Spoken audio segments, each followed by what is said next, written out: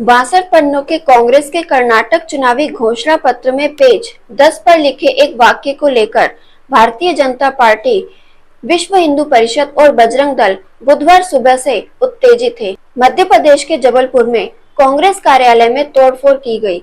छत्तीसगढ़ की राजधानी रायपुर में कांग्रेस विरोधी नारे लगे और नेताओं का पुतला दहन किया गया। इसके अलावा तेलंगाना, उत्तराखंड और कुछ दूसरे राज्यों में भी विरोध प्रदर्शन की खबरें हैं। प्रधानमंत्री नरेंद्र मोदी ने कर्नाटक में दिए गए भाषण में कांग्रेस के इस कथित कदम को सारे बजरंगबली बोलने वालों को ताले में बंद करने का संकल्प करार दिया। कर्नाटक में 10 मई को विधानसभा की 224 सीटों के लिए चुनाव होंगे। कई संस्थाओं के जरिए किए गए चुनावी सर्वे में कांग्रेस पार्टी को चुनावों में बढ़त हासिल होने की बात कही गई है। कांग्रेस ने अपने चुनावी घोषणा पत्र में कहा था कि कांग्रेस पार्टी किसी भी ऐसे व्यक्ति या संगठन के विरुद्ध ठोस और निर्णायक कदम उठाने को प्रतिबद्ध है जो समुदायों के भीतर जातीय धर्म के आधार पर नफरत फैलाते हैं। ये हमारा यकीन है कि संविधान और कानून सर्वोपरि है और कोई भी व्यक्ति या संस्था जैसे Bajrang Dal, popular front of India या अन्य बहुसंख्यकों या अल्पसंख्यकों के बीच दुश्मनी या नफरत फैलाने के लिए इसका उल्लंघन नहीं कर सकते। हम कानून के अनुसार ऐसे मामलों में सख्त कदम उठाएंगे जिसमें उस तरह के संगठनों पर प्रतिबंध लागू करना भी शामिल है। पार्टी ने ये बात कानून और न्याय व्यवस्था को लेकर किए गए चुनाव संकल्प के भीतर कही है, जिसमें कहा गया है कि कानून के समक्ष सभी बराबर हैं। बीजेपी और हिंदुत्व विचारधारा वाले संगठनों का आरोप है कि प्रतिबंधित आतंकवादी संगठन पीएफआई के साथ साथ बजरंग दल जैसे राष्ट्रवादी संगठन का नाम लेकर कांग्रेस ने अपने मानसिक दिवालियापन का सबूत दिया है। बजरंग दल के पूर्व अध्यक्ष और विश्व हिंदू परिषद के अंतर्राष्ट्रीय संयुक्त महासचिव सुरेंद्र जैन ने इसे तुष्टीकरण से आगे बढ़कर मुसलमानों को भड़काने का कांग्रेस का कदम बताया। कांग्रेस पार्टी के प्रवक्ता और पूर्व सांसद राजीव गौड़ा बीजेपी, बीएचपी, बजरंग दल के आरोपों को रचनात्मक व्याख्या से अधिक कुछ नहीं मानते हैं और वो कहते हैं कि इन संगठनों से पूछा जाना चाहिए कि क्या वो जातीय या सांप्रदायिक दंगों के पक्ष में या इस पर रोक चाहते हैं।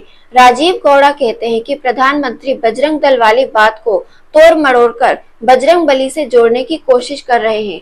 हमने अपने संकल्प पत्र में कानून व्यवस्था में गड़बड़ी फैलाने वालों और शांति भंग करने वालों के खिलाफ कड़े कदम उठाने की प्रतिबद्धता जताई है। अब बात करते हैं कि क्या है बजरंग दल।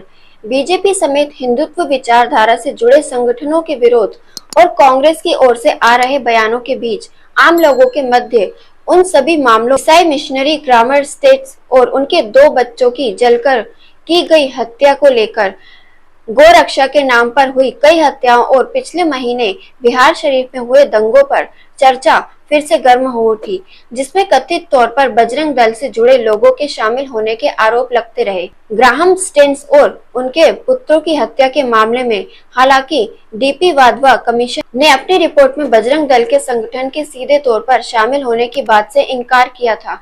बजरंग दल का आधिकारिक वेबसाइट के अनुसार संगठन की स्थापना 8 अक्टूबर 1984 को अयोध्या में हुई थी।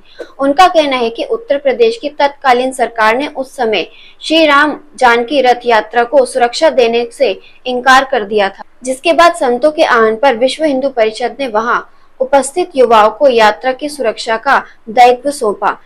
बीएचपी की आयोजित यात्रा के समय उत्तर प्रदेश में कांग्रेस के नारायण दत्त तिवारी की सरकार थी।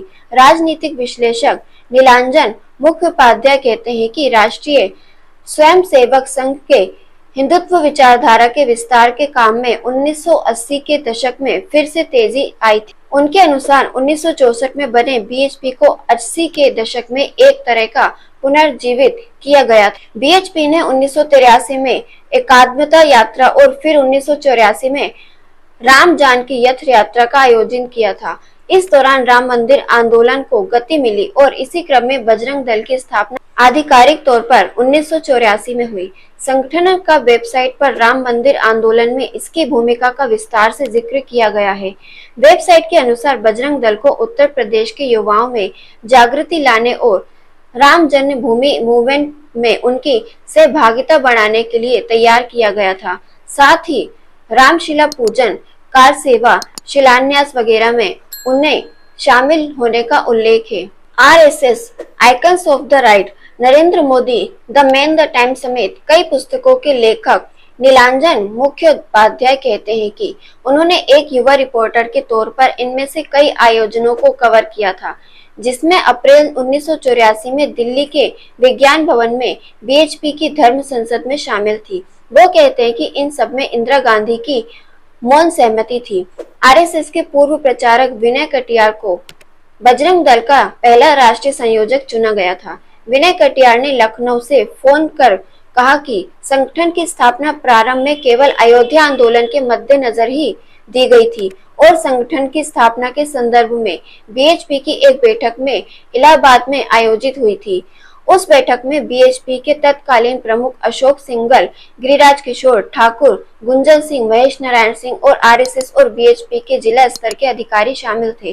बीएचपी के फैजाबाद के जिला संयोजक युगल किशोर शरण शास्त्री भी बजरंग दल की स्थापना को लेकर इलाहाबाद में हुई बैठक में शामिल। राजनीतिक विश्लेषक और लेखक धीरेन्द्र झा ने अपनी किताब शेडो आर्मी में युगल किशोर शरण शास्त्री के हवाले से लिखा कि कटियार के नाम पर मुहर लगने से पहले नई संस्था के नाम को लेकर चर्चा हुई। सिंघल ने बजरंग सेना बुलाए जाने का सुझाव दिया। महेश नारायण सिंह, जो बीएचपी के उत्तर प्रदेश इकाई के संगठन सचिव थे, वो इस पर सहमत नहीं थे। उनका तर्क था कि सेना शब्द से सरकार में नकारात्मक संदेश जाएगा। उन्होंने प्रस्ताव रखा कि नए संगठन को बजरंग दल बुलाया जाए। इस नाम को सर्वसम्मति से मान लिया गया। 23 जनवरी 1999 की सुबह बेहद दर्दनाक खबर के साथ शुरू हुई थी, जब सालों से कुछ रोगियों के साथ भारत में काम कर रहे ऑस्ट्रेलियन मिशनरी ग्रामर स्टेन्स को उनके 10 और 6 साल के 2 बेटों की जलाकर हत्या कर दी गई थी। स्टेन्स अपने 2 बच्चों के साथ जीप में सो रहे थे जब रविंद्र कुमार पाल उर्फ दारा सिंह नाम के एक व्यक्ति ने गाड़ी पर पेट्रोल डालकर उसमें आग लगा दी थी।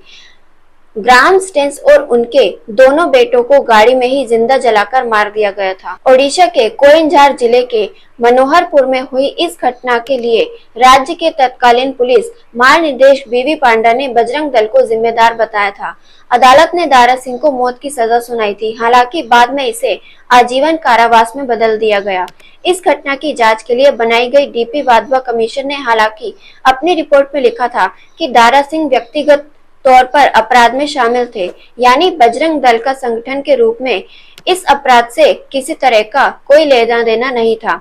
डीपी वाधवा द्वारा बजरंग दल को क्लीन चिट देने के निर्णय पर कमीशन के वकील गोपाल सुब्रमण्यम ने लिखित तौर पर कहा था कि साक्ष्यों की रोशनी में लगता है कि किसी संस्था को सम्मिलित होने की बात को नकारने से पहले सही होगा कि सीबीआई द्वारा मामले की गहन जांच करवा ली जाए। मानव अधिकार कार्यकर्ता रवि नायर ने इस मामले पर एक लेख में कहा था कि जांच कमीशन ने सीधे तौर पर उन अपराधों को नजरअंदाज कर दिया है जो देश भर में अलग अलग जगहों पर ईसाई धर्मावलंबियों या उससे जुड़ी संस्थाओं पर साल भर के दौरान हुए थे। उनके अनुसार ग्राहम स्टेन्स और उनके बेटों की हत्या इसी पैटर्न का हिस्सा थी। तत्कालीन गृह मंत्री एल.के. आडवाणी ने संसद में दिए एक बयान में कहा था कि साल 1998 में ईसाइयों पर हमले की 116 घटनाएं हुई थी। रवि नायर के अनुसार ये आंकड़े आजादी के बाद के ईसाइयों पर हुए कुछ हमलों से भी अधिक थे। हाल ही के दिनों में हरियाणा, राजस्थान में 2 मुस्लिम युवाओं की हत्या के मामले में मोनू मानेसर नाम के एक व्यक्ति का नाम सामने आया। मोनू मानेसर ने बीबीसी संवाददाता अभिनय गोयल को दिए एक वीडियो में इंटरव्यू में खुद को बजरंग दल से जुड़ा हुआ बताया। बिहार राज्य के शहर बिहार शरीफ में पिछले माह हुए कुछ दंगों में भी पुलिस ने बजरंग दल का नाम लिया है और इस संबंध में कई गिरफ्तारियां भी हुई है।